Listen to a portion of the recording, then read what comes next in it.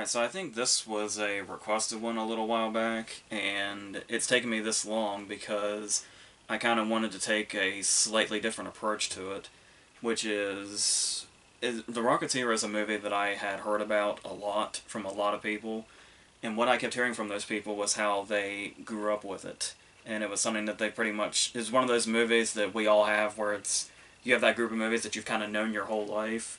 And I knew a lot of people that were like that with The Rocketeer. And the interesting thing about that was I had never seen it, and I really didn't even know what it was. Somehow, it was one of those movies that just completely passed by my childhood, then passed by young adulthood, and I only like just got around to it. And so I decided if I was going to do this, I had gotten this copy of it, and so it was like, why don't I just do it as fresh as possible? Because usually when we do the whole versus thing, it's two movies that most of the time I know pretty well, and then can just go through them like that. But I decided to do the whole completely and totally new and fresh outlook thing from my own perspective by the fact that I finished watching The Rocketeer for the very first time like 5 minutes ago. So I just kind of want to go like right into it, and I'll talk about it, and then we'll go into Sky Captain, a movie that I'm a bit more familiar with. I saw it when it came out in theaters, and I've seen it a couple of times here and there since then. But talking about The Rocketeer after the first time viewing that just happened, I didn't realize, though it makes perfect sense, we learn in the opening credits that it's based on a graphic novel, and it's not only is that ultimately fitting, just in its general style, but I believe Timothy Dalton even mentions that the pack itself is like right out of a comic, and it does have this interesting sort of combination of things going on, where it's definitely feels like some sort of comic book movie, a very old fashioned comic book movie, but it's also got like I mean, you also throw in, the Nazis into it, and then it's got kind of a Bond thing happening here and there, and like the sort of cheesy era Bond, which is really funny, especially since we have an actual Bond playing the villain. So it all fits together, and the director is Joe Johnston, who is kind of an unsung master when it comes to the adventure genre, because just 2 years before this he had done Honey, I Shrunk the Kids, and then he would go on to do like the original Jumanji with Robin Williams, and he did the first Captain America movie for the MCU, the first Avenger, is his, and a bunch of others. And once you get the idea of his sort of sense of style and the way he does adventure, this definitely fits in with the stuff like that, and like feels very old fashioned, but never really feels quite dated apparently. So, because it worked just fine for me 5 minutes ago. So, we have the setting of 1938, which is just 1 year prior to the setting of Sky Captain, which is 1939, conveniently enough. And this opening scene kind of sets you up immediately for it. It has two things going on at once, where like you have the scene just where he's flying, and then it goes awry, and then you have this scene where the feds are chasing Valentine's gangsters, and it's like these. It doesn't feel like there's too much going on at once, but each of these individual scenes could have been the opening by itself and would have been just fine. This side would have set up, the pack and how much people are after it, or you have the flying scene, which sort of sets up, his character. And the fact that they sort of happen at the same time and then intersect, I think is kind of a really cool way to open, and a way to kind of cut to the chase, quite literally, in regards to introducing the major characters in it and what's going on at the same time.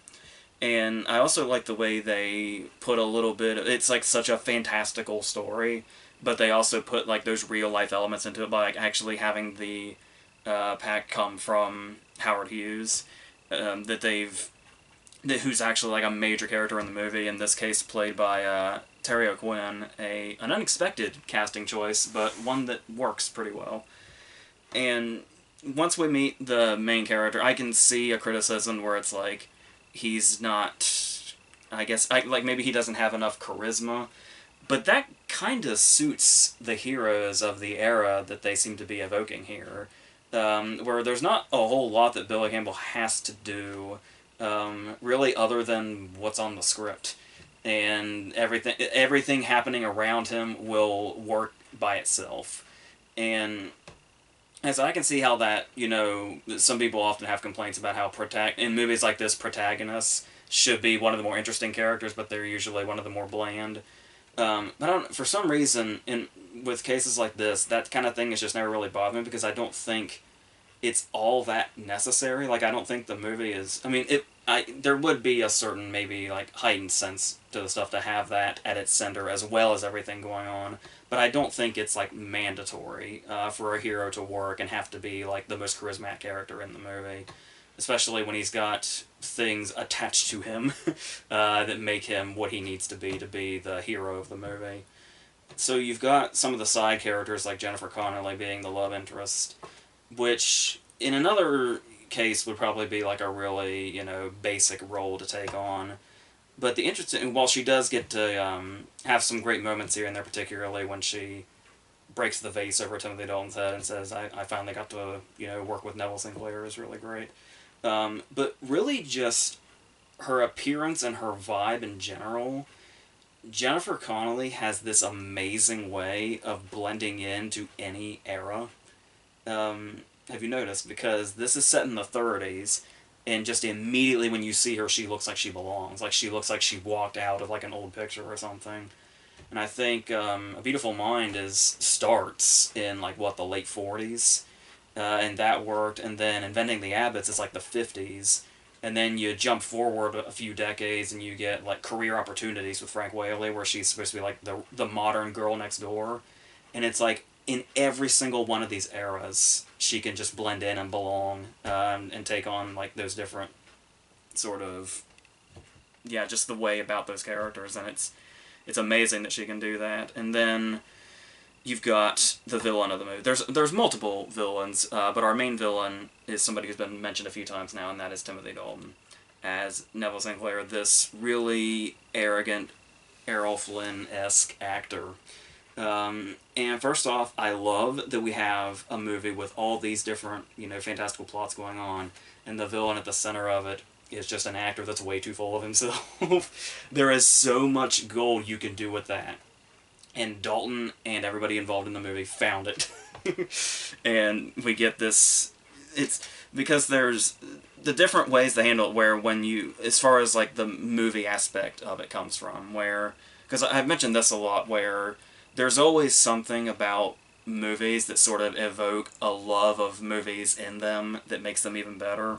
And it's like, with the fun they're having with showing off the actors of this era and playing up the movie that Sinclair's working on at this particular point, it all works as, like, a sort of, like, it's almost satirical, but almost, like, right on what they're going for at the same time, without necessarily being exaggerated. So you get those moments where he's, like, just so perfectly. Like, judging by his dialogue, he seems over the top, which is a good thing in this scenario. But he never delivers his lines in an over the top way, which I think is great. Like, the moment when he's talking to Valentine, I think, and they're talking about what's going on, and he says, "So, who are the police going to believe? A bunch of criminals, or, the third, what is it? The number 3 box office star in America." And it's like, stuff like that he could have done in, like, this really sort of flamboyant fashion, but he says it with, like, such sincere conviction that it really sells just how up his own ass this guy is. All the way down to the climax, when they're in the Zeppelin and they're getting ready to, fight one-on-one, and he said his big threat is, "I do my own stunts." And it's like this perfect villain character while also doing the whole actor thing, and it's also goes into the whole movie aspect when we have the I'm assuming when we get the big henchman guy, the guy that's paid to kill everybody, is like I'm assuming an intentional homage to what was his name, Rondo Hatton, the guy that was in all those, like, horror movies that were kind of in this era, but they were, like, none of them were well-known horror movies. They were like the horror movies that you buy in, like, the 50 packs for $1. all the stuff that's in like the public domain probably. And he was in a lot of those, and so they've done a makeup job on this guy to sort of give him that vibe. I'm assuming, since we're going for the whole, there's a lot of things in this movie that kind of evoke regal life things that were in the movies. Um, but at the same time, they've also got like, he also comes off like a Dick Tracy henchman, which brings us back to like the comic book feel.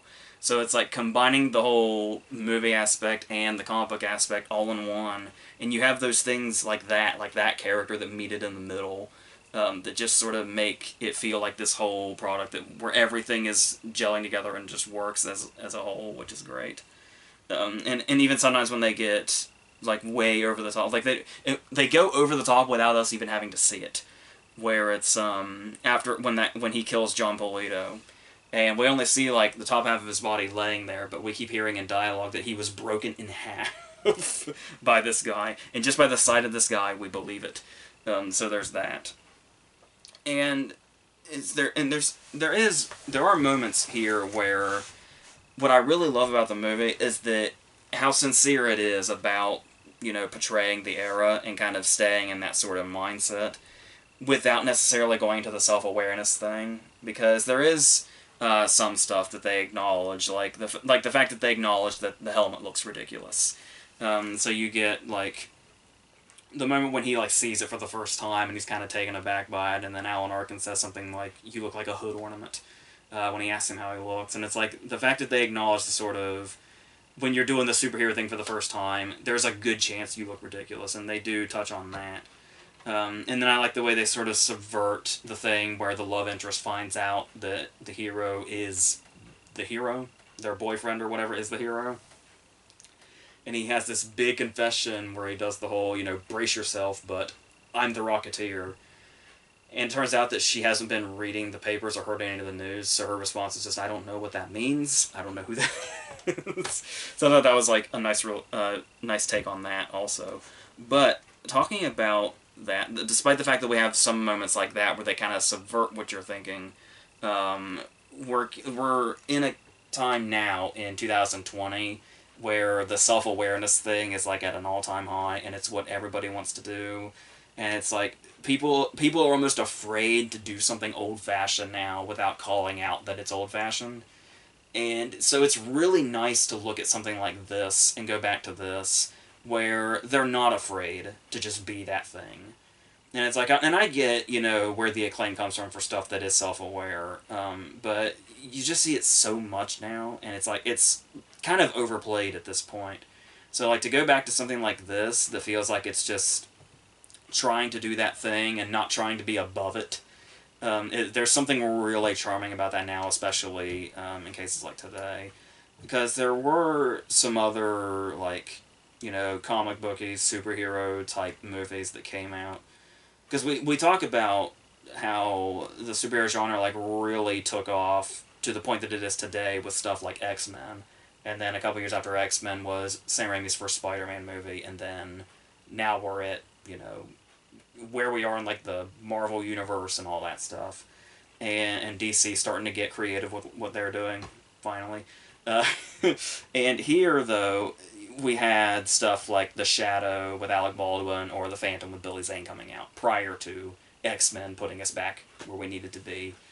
And and we were also in the middle of the Batman franchise at the time that it was, like the in-between of Burton and Schumacher there. we were in kind of a weird place at this time, and I feel like this movie really stands out. This was 1 year before Batman Returns, come to think of it, but as far as those ones like the Phantom and The Shadow, which I never really liked that much, but then again, I haven't seen those since like I was younger, probably like 10 or 11 or something, so it's like, I don't know how I saw those, and this one went by me, but that was just bad luck, I guess. But I do wonder now, having watched this in 2020 and feeling the way I do about it, I do wonder if I go back to The Shadow and The Phantom and look at them in this sort of like non-cynical way after seeing, what superhero movies are now, if maybe they have like that sort of charm about them. I don't know, but I don't know. I do think this one has a lot more going for it just, at the start. Whereas the Shadow and the Phantom are the kind of things that feel like they have to, like, there's a few hurdles they have to go over before we're like, all right, I'm on board with this, I guess. So particularly the Phantom, but yeah. So I do think it's probably much better. That, I mean, after having watched this, it's something I would have liked to have grown up with. I feel like I would have really taken to it back then and probably watched it, a bunch of times over, like all the other stuff I was watching a bunch of times over in childhood. But I do think it's also really great to watch it now, seeing that and seeing that it doesn't have much of a dated factor. And even then, even though it came out in like 1991, any sort of dated factor is really going to feel intentional because of the setting and the type of era they're going for. But yeah, I still think it works without having to do the whole cynical thing. So yeah, so this is something. Now that I have this copy, I probably will watch this a few more times down the road, and we'll see if it might even improve, or it might be like, well, I guess I was. Yeah, but you would think if I was going to see some aspects that I would think were dated or something like that, I would have seen them right away. But yeah, so I was into this pretty much from the start, and then by the climax is amazing. Especially getting like a sort of origin story in quotes in regards to how the Hollywood land sign became the Hollywood sign. So yeah, I really wish I'd seen this sooner, but I'm glad it's in my life now, so that's great. Now, as far as Sky Captain goes, there's a lot of things that I like about the Rocketeer that I might consider not so great about Sky Captain. Just right away, right off. And even in the theater, when I would have been like 13, I think when this came out, it was like probably in the summer area of 2004, somewhere in 2004. But even in the theater, as a 13-year-old, I didn't really take to Sky Captain, and like I said, I've watched it a couple times since. Sky Captain is one of those movies that I really wish I liked more than I do. Like when it's one of those ones where every time I watch it, I'm like, this will be the time where I think it's amazing, and I totally and completely am on board with it and can go for it. But I don't know. It's definitely something that has the potential to eventually cross that line and to be like, all right, I can get what they were going for and really appreciate it for what it is. And to an extent, I do appreciate it for what it is. Because you've got the writer and director, Kerry Conran, I think his name was, and this was, of course, the only movie that he made outside of some shorts. And he did like a sort of 6-minute short to like set this up. To show like Gwyneth Paltrow and the producers what he wanted and how it would be just a very blown up version of it. I heard something about how he wanted to do like a sort of serial type thing where he wanted to do it in like black and white and use like no name actors and like split it up like the serials were and like have the cliffhangers and all that. But they wanted like box office appeal, which looking at the box office didn't pay off a whole lot. But it did have quite a reputation going into it for being something that was new and inventive in a way that we hadn't seen in 2004. Where I still remember, clear as day, all the stuff in the news about this movie and how much they were building up that everything in the movie, except for the actors, was on a green screen. And at the time, that was like mind-blowing to people. Apparently not mind-blowing enough for people to show up to the theaters, but it made a lot of headlines as this like whole brand new thing. It was basically like, I think the studio was trying to do with this movie what Avatar eventually did. But they were about they were almost 5 years early, but they didn't quite hit the mark in that way. But the interesting thing about that, though, is the style of it, where they did the whole, the look of it, where it's like halfway between, color and then the sepia tone thing to kind of give it that 30s vibe. And then it's the fact that they didn't use, to my understanding, they didn't use like new technology in the way something like Avatar eventually would. It was. And you can argue which one of those things is more impressive, using like brand new technology to show off this brand new thing, or doing things that were brand new at the time with stuff we already had. Like I would say that's equally impressive, to a certain extent, depending on what you're looking at. But Yeah, and obviously they're trying to do the whole. It definitely looks like a 1930s vibe thing. They're doing like the iris transitions and stuff like that, and the big newspaper headlines and all that. But I think that's where this movie loses me quickly, because if like it's a movie that loses me quickly and then eventually wins me over later. Because at the beginning, when you're going into even when you know what to expect, when you've already seen the movie, it's a little overwhelming, everything they throw at you at once to show, hey, look at all the cool shit we can do, and look how groundbreaking this is. And we are just bombarded heavily with visuals in like this first 5 minutes, to the point, like I said, it's overwhelming in not necessarily a good way. Because it's like, how long will the novelty last when we're immediately getting visual overkill? And that even goes into the scene when she starts meeting the scientists, when it just becomes distracting, because you've got, I mean, I know movies like this, the plot isn't all that important. It's all about like everything in the movie, plot-wise, is basically just a MacGuffin to get to the action scenes and the effects and all that. And the banter between the two of them, Jude Law and Paltrow. But still, there is a story going on here, and you want to know what's happening and why these things are significant, to a degree. But it becomes distracting. Like the way when they do the scene with the Wizard of Oz, is a scene that I do like, in theory. When she walks into the theater and Dorothy's just gotten to Munchkin Land, and then while the two of them are talking, her and the scientist, we're looking out between them, and it's the scene where Glinda shows up in the bubble. Happening between them is like this nice visual.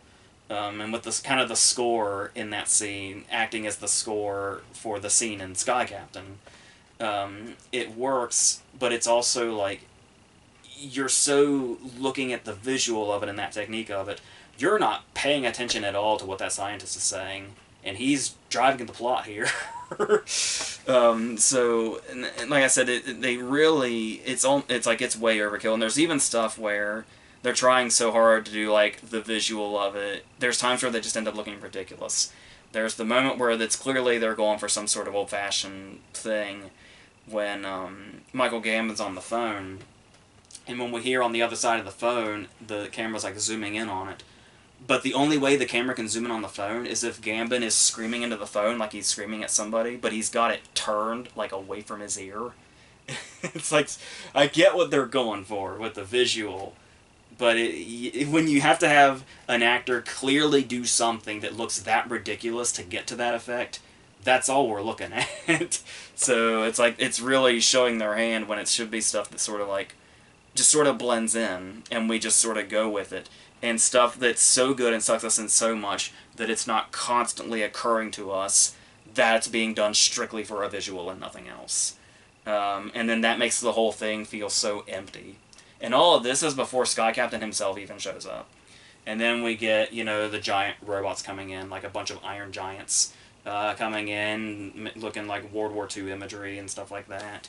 And then the action scenes happen. For a while, I don't think the opening action scenes are that thrilling, because, like I said, that stuff before it is just so off-putting and puts you in such the mindset that you're just looking at a director that's trying to show off his visuals. And you're so aware of the nothing's actually there except for actors thing. Like, even today, with as much CGI as we use constantly, going back and watching Sky Captain around this time, it's still distracting to know that that's what it was. And it's, and you think would be like, you would think Sky Captain would be the kind of movie that would get better with age because of how much we're using the green screen and all that. But no, I feel just as distracted by it as I did in 2004, and I don't know how that happens. But there's that. Like, it's always so blatant when they're going for something. And like I said, if it just kind of felt a bit more, if there was just more of a flow to it, and it was more engrossing, I guess, that might not be a problem. But that could also just be me, because the movie does have its fan base to a certain extent. You got to look for them, but they're there. And I wish I could be on the same page as those people, but I don't know. Because another thing is, talking about the nostalgia factor in The Rocketeer when, you know, watching it feels like you're watching, you know, some adventure movie from the 30s just with, you know, much bigger effects than they would have had back then. But you still get that vibe enough, or like, you know, like a Dick Tracy vibe or a Bond vibe or whatever vibe you're going for. All the different things the Rocketeer did right in one thing, in one go. Um, Talking about a nostalgia factor here, when it's like you look at stuff like The Rocketeer, or you look at stuff like American Graffiti, or for a recent example, Once Upon a Time in Hollywood. When you talk about being the movies are so good and set their time period so well that they make you nostalgic for a time you weren't there for. They make you nostalgic for something that you weren't there to witness. And Sky Captain should be doing that also, with stuff like, you know, like old sci-fi books or whatever, all the different inspirations that come from this, or movies of that era, or this whole, you know, noir slash sci-fi thing, or those two things individually. All of these things should be giving you some sort of feeling as you watch Sky Captain, and to me, it's just not there. And I still think it all comes back to just the whole being bombarded so heavily by everything, and it ultimately does it a disservice. But there is the stuff like the banter between Jude Law and Gwyneth Paltrow that does feel like, so obviously Paltrow's going for kind of like a Hepburn thing, and Jude Law's not really doing a Cary Grant thing, but he's got like Cary Grant's comedic timing, and so you take Cary Grant's comedic timing and you put it with like an old-fashioned, you know, hero from some old sci-fi novel or something. And it's like the kind of sci-fi novels that people probably would read as kids in the 30s. So it's, yeah, you can see where there's not near as much. You have to be like a really, really specific crowd to like really, I think, feel that sort of thing that you would feel so effortlessly as something like The Rocketeer, or I know American Graffiti is a weird example to keep throwing out because there's no sci-fi factor, but you get the idea of the era you weren't there for, kind of nostalgia. So it's that, and yeah, but you would think one of the things that ultimately wouldn't work would be the back and forth between the two of them, especially in a movie so effects heavy, but they do make, like, at first it feels a bit tired, and it's like, oh, this is, once again, you see the thing they're going for, and then it just stops at that. It's just being that thing of, oh, I recognize that they're trying to evoke this thing. But they do, for the most part, make that work. There's the great back and forth argument throughout the movie between, about whether or not she sabotaged his plane in the past, and that's kind of what started their whole fight and broke them up. And then it's that moment when they're they think they're getting ready to blow up after they've been locked up and tricked. And he says, alright, I just have one thing to ask you since we're about to die. It's like it's going to be this big grand romantic gesture, and it's, did you sabotage my plane? And the stuff like that I do think works between them also. And there's the moment where she has there's this anticipation throughout the whole movie about this setup where she's only got 2 shots left on her phone, or her phone, her camera. So, sorry, that was very 2020 of me. And it's building up. What are those shots going to be? Because she keeps building up. It has to be a huge, there's so many sights she has turned down because she's got to use these last 2 shots for something truly, truly significant. So this leads you to, you're waiting for 1 or 2 truly significant things to happen in this movie. And both those cases are played for comedy, and one of which is great. When she accidentally takes a picture of the ground while they're running away, and he just laughs. He guffaws in her direction at that happening to her. But then we see stuff like how he still has those feelings where on the side of his plane, reflected in the water, upside down, is her name, and stuff like that. And it's like, there is like a genuine romanticism there between the two of them. And then there's the especially nice moment when we meet Angelina Jolie's very brief character, despite her extremely putting her in like all of the marketing. I remember this was when she was like really, really huge, and there was a lot of disappointed people when Jolie has like 3 minutes of screen time. But there are a pretty good 3 minutes in the movie's defense. And the fact that she's kind of that wedge between the two of them all works well. There's so many ways the character of Frankie works in such a small amount of screen time, which I think sort of justifies having an actress as big as Jolie was in 2004 to fill that role. So there is that. And then, of course, we get to our climax, which starts off as something really interesting and amazing, and once again, something else that we're seeing more and more lately, and that is bringing actors back from the dead to continue on. And in this case, we have Laurence Olivier playing the villain that's created like this whole thing. It's going for world domination and all that, and we see him through pictures towards the beginning, and then in like a hologram towards the end, until the reveal shows us that much like this character and Olivier had been dead for about the same amount of time, conveniently enough. And so I do think that that's, number one, there's also interesting foreshadowing to it to show that, to kind of, you know, get it into your head that the movie's set in 1939, not only do we have The Wizard of Oz playing in a theater, but when the robots attack, there's another marquee that has Wuthering Heights on it as well. So it almost feels like a foreshadowing that Olivier is going to be here somewhere, and then we get this nice payoff, and it is a really cool thing, but then it takes us into, for a movie as big as this is trying to be, a very anticlimactic climax, where it's like, we just have to stop this one thing. The villain we've been looking for has actually been a corpse for like 20 years. Then there's the Bai Ling character that's like the big, you know, badass assassin that works for him and is going around, and she's like the unstoppable character. All it takes is Paltrow whacking her in the face with something, and then Jude Law has to like zap her in the face or something, and she's done. That's it. It was like 2 hits, and she barely got any in herself. And then, if that's not enough, that we have a dead villain, we have a henchman that was really easy to beat after so much build-up. That one significant shot we were looking for, the one shot she had left in her camera, is, much like the first one, a punchline. The punchline that literally ends the movie. It's the last thing before we cut to credits. And it's a good punchline. It's a little disappointing because you're building up like, okay, there's going to be a very significant moment here, or there's going to be some sort of payoff to the camera thing, and the fact that it's a punchline, it does work in its own right. So, like I said, you can want one thing, but it's kind of hard to argue the other, because it just kind of is the ultimate, it's not an ultimate payoff in regards to, you know, the movie reaching some cinematic peak, but it's the ultimate payoff to like the banter between the two of them. So it does have things going for it.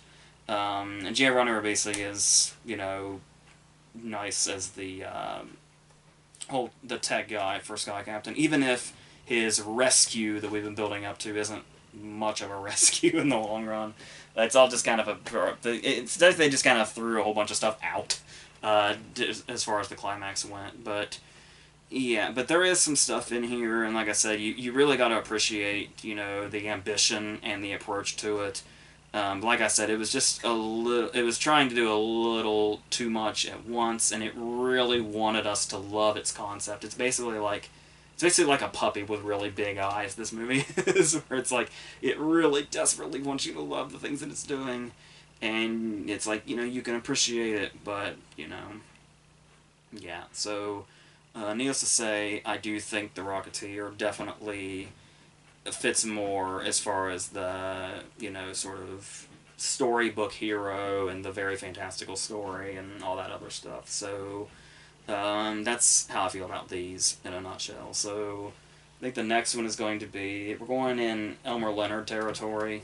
It's another one where I don't always like doing the movie and its sequel versus thing, but the movies are just so different, kind of in tone, that and execution really, that I figured that it's suitable enough to do them. So we'll go into that.